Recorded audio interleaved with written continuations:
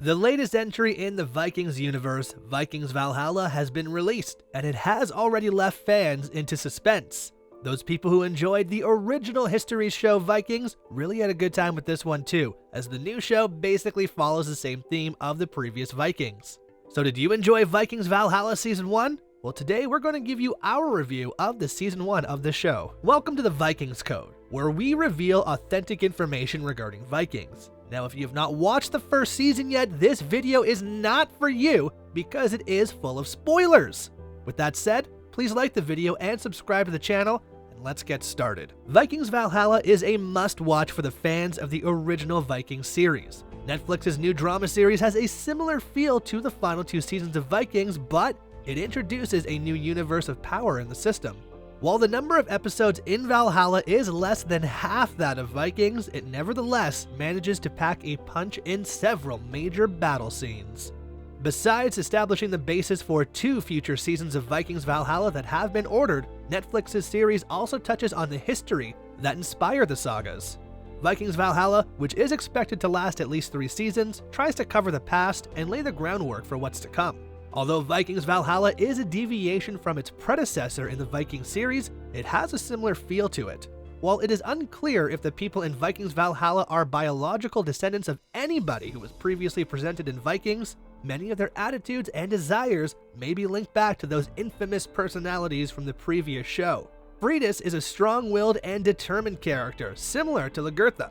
Similar to Aslog, Emma exudes self-assurance and authority in her judgment. In the latter seasons of Vikings, the rivalry between Harold and Olaf is reminiscent of the rivalry between Ragnar and Rollo, and even Ragnar's sons. Following in the footsteps of the original series, the men spend the majority of their time yelling and smashing people's faces together, while the women, including Gustafsson and Laura Berlin, who plays Emma of Normandy, who is interestingly steely and calculating, are fiercely grabbing the spotlight. Special credit should be given to Pollyanna McIntosh, who portrays Denmark's unpronounceable Queen Elgifu, who is reminiscent of Vikings co-stars Gabriel Byrne and Linus Roche, whose more subtle approaches serve to center them in the midst of the chaos. However, with the exception of a few minor parallels, Vikings Valhalla delivers on its promise to present the next wave of legendary Viking characters. Despite the fact that a century has passed between the ending of Vikings and the beginning of Vikings Valhalla, the legacy of Lagertha, Ragnar Lothbrok, and the Sons of Ragnar continue to loom big in the background.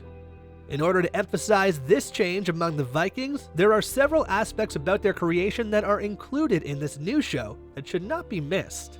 When it comes to their faiths, the Vikings are segmented, and this can be seen in the sort of armor they chose to equip themselves with, as well as the movement style, and of course, their insignia that they carry with them. The cross that Leif gets early in the series is one of the most crucial symbols. He starts to be haunted by the cross and its seeming power, and he begins to have doubts about his trust in the Norse gods as a result. Freydis, unlike her brother Leif, remains steadfast in her trust in the old gods. It is her disdain and fear of Christians that solidifies her commitment to the old gods, which is largely founded in an incident that occurred some years ago and left a cross engraved onto her back. Her attraction to Harold, a Christian who is open-minded, does not cause her to alter her opinion. Rather, it provides her with abundant motivation to fight for her values and to thank those who stand by her. There are a few episodes of Vikings Valhalla that stand out from the rest. Episode number 4, The Bridge, uses a narrative structure that has been successfully used throughout Vikings. It opens with a brief footage of King Canute and King Edmund involved in battle before sending viewers back in time to illustrate the events that brought these warriors to this point. The Greenlanders is the first episode of Vikings Valhalla and is maybe the other high-profile episode.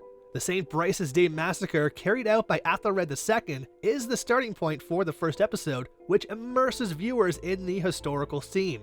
While not everything in Vikings Valhalla is historically accurate, the things that have been changed have been done so on purpose to make the experience more entertaining. As directed by Niels Arden Oplev, the first episode well introduces many of the show's main characters.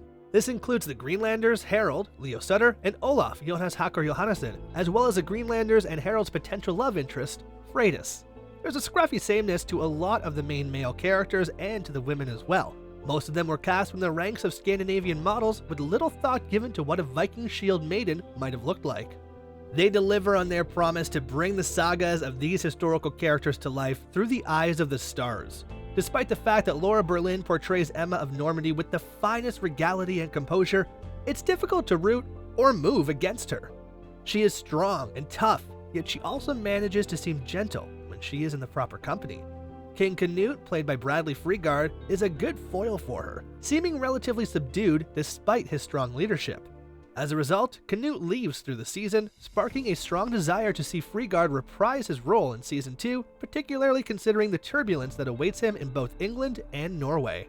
David Oakes is also deserving of acclaim for his performance as Earl Godwin, a deceiver on the level of Lord Baelish who, in a literal sense, puts the destiny of England and its history into his hands. He is brilliantly cunning and ambitious, qualities that solidify him as one of the most deadly characters in Vikings Valhalla.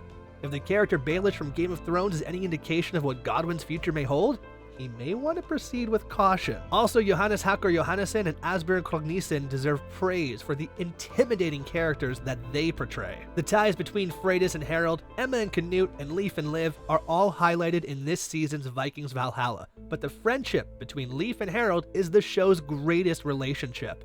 Harold Sigurdsson is portrayed by Leo Sutter, who is wonderfully charming and a scene stealer. Harold's physical attractiveness provides him with just the proper degree of self-assurance to conceal the internal disputes he has with himself and the duality of his motivations. As the story of Leif's origin starts to take shape, Sam Corlett provides viewers with the ideal hero to cheer for. Sutter and Corlett work together to create numerous unforgettable passages that are warm, honest, and heroic in nature. Harold says something that sums up the whole story of Vikings Valhalla.